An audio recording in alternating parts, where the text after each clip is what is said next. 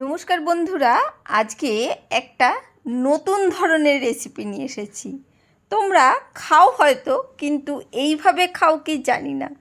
আজকে একটা আলু ভাজার রেসিপি রেখেছি। দারুণ খেতে হয় আর টেস্টি তো বটেই।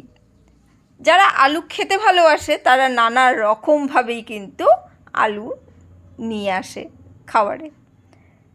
সেই আলুর রেসিপি, তাই আলু তো লাগছেই। এতগুলো আলু লাগবে না, সেখান থেকে আলুর ঝুড়ি থেকে আমি 3টে আলু বেছে নিয়েছি। হ্যাঁ, তোমাদের যদি বাড়িতে একটু বেশি লোক থাকে তাহলে একটু বেশি করেই বানিও, তাহলে কিন্তু না হলে কিন্তু কম পড়ে যাবে, এতটাই টেস্টি হয়। সেই জন্যেই বললাম একটু বেশি করে বানিও।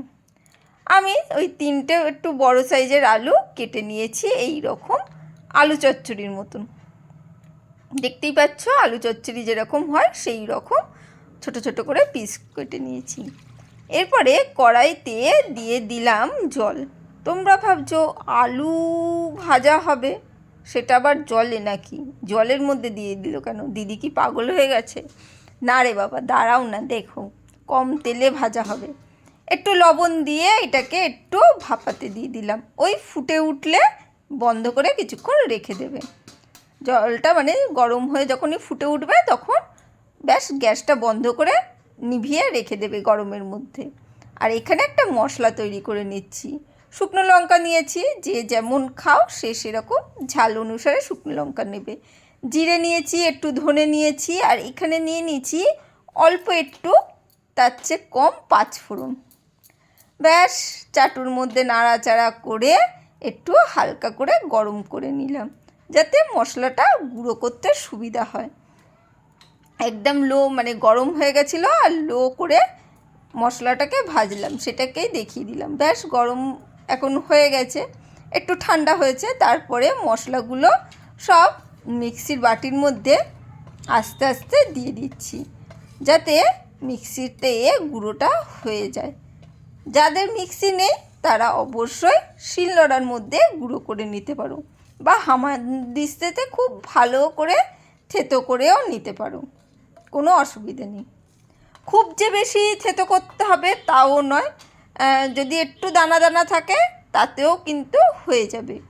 আর যদি গুঁড়ো করতে চাও তাহলে পুরো গুঁড়োও করে নিতে পারো। তাতে কি হবে, যারা একটু মশলা অত পছন্দ করে না মুখে পড়াটা, তাদের পক্ষে সুবিধা হবে। কিন্তু হালকা যদি অল্প একটু দানা থাকে খুব ভালো হয়।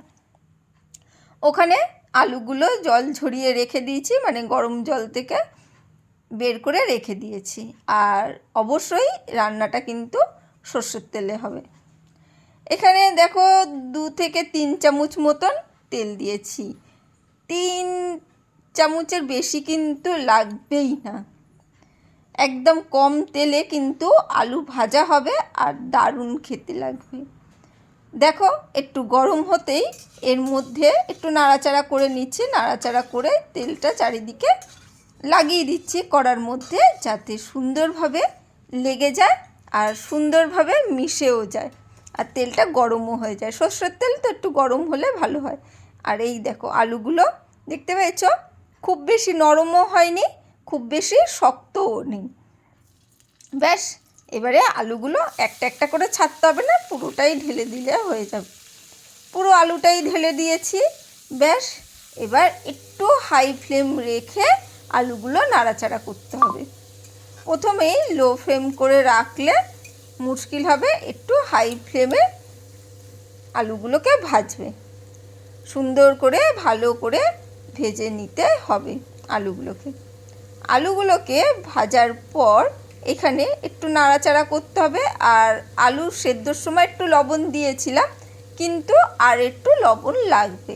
আলুর জল সেদ্ধ করা জলটা তো ফেলে দেওয়া হয়েছে না, সেই জন্যে আবার একটু সামান্য লবণ দিয়ে দিলাম।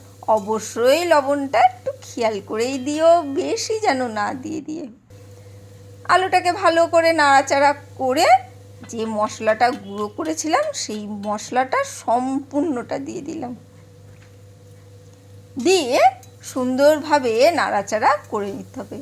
যখন অনেক সময় হয় ঘুরে টুরে বাড়িতে এসে, এই এখনই ধরো না চৈত্র সেল পড়বে, সেলের সময় সারাদিন ঘুরে টুরে এসে বাড়িতে যখন রান্না করতে হবে, কি রান্না করি খুব সমস্যা, খুব মাথা খারাপ মতন অবস্থা যে কি করে দেওয়া যায় ঝটপট। যদি এই আলু ভাজাটা এইভাবে করো, বেশি কিন্তু সময় লাগবে না, বেশি সরু সরু করে কাটারও মানে লাগছে সেই রকম না, একটু মোটা কাটলেই হয়ে যাচ্ছে। আর খুব কম তেলে খুব টেস্টি, রুটির সাথে তো দারুণ লাগে এই আলু ভাজাটা। একবার অবশ্যই ট্রাই করে দেখো। ভালো করে নাড়াচাড়া করে কিন্তু আমি কড়াইতে ভেজে নিচ্ছি আলুগুলো। মশলাটা দেওয়ার পর একটু মিডিয়াম ফ্লেম রেখে আমি আলুগুলোকে নাড়াচাড়া করছি, যাতে আলুগুলো তো একটু সেদ্ধ ছিল, সেই জন্যে একটু কড়ার মধ্যে হালকা হালকা করে লেগে যাচ্ছিল। ওটা লেগে যাবে যেহেতু আলুটা একটু সেদ্ধ করা রয়েছে। সুন্দরভাবে নাড়াচাড়া করে নিতে হবে ভালো করে, যাতে আলুগুলো বেশ ভাজা ভাজা হয় আর মশলার সাথে মাখো মাখো হয়। আলুগুলো যেহেতু খুব বেশি সেদ্ধ হয়নি, তাই খুব বেশি ভাজতে মানে সময়ও লাগেনি।